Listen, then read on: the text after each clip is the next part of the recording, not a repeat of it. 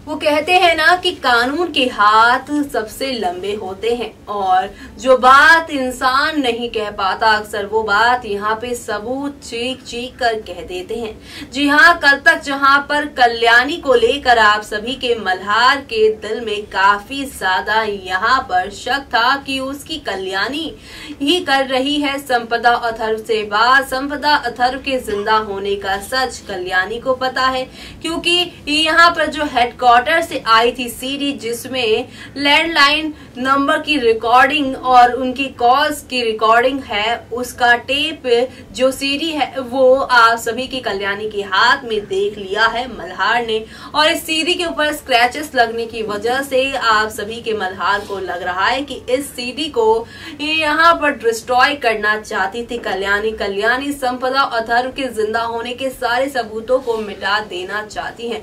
Well, जहाँ पे ये सारे चिड़चिड़ आप सभी देखेंगे आप सभी के मल्हार और कल्याणी के बीच में, जहाँ पर मल्हार कल्याणी को इन सारी चीजों के लिए काफी गुस्सा करेंगे। यहाँ पर वो उन्हें काफी मारने की भी कोशिश करते नजर आएंगे, लेकिन किसी ने सच कहा है कि जब सबूत आता है तो खुल कर आता है। और ऐसे में अब कल्याणी यहाँ पर साफ साफ शब्दों में कह देंगी कि वो सिर्फ और सिर्फ इस सीडी को देख रही थी। इस सीडी में क्या है और क्यों है वो इसके बारे में कुछ नहीं जानती है। वेल, ऐसे में मल्हार काफी ज्यादा यहाँ पर हैरान और परेशान होंगे जब कल्याणी इस सीडी को नहीं छू रही तो इस सीडी के पीछे आखिरकार किसका है हाथ। वेल, अब आज की रात आप देखेंगे किस तरह से कल्याणी और मल्हार के सामने खुल जाएगा कि कॉल पर यानी फोन पर बात करने वाला कोई और नहीं बल्कि संपदा और उसकी आई यानी प्रेरणा है।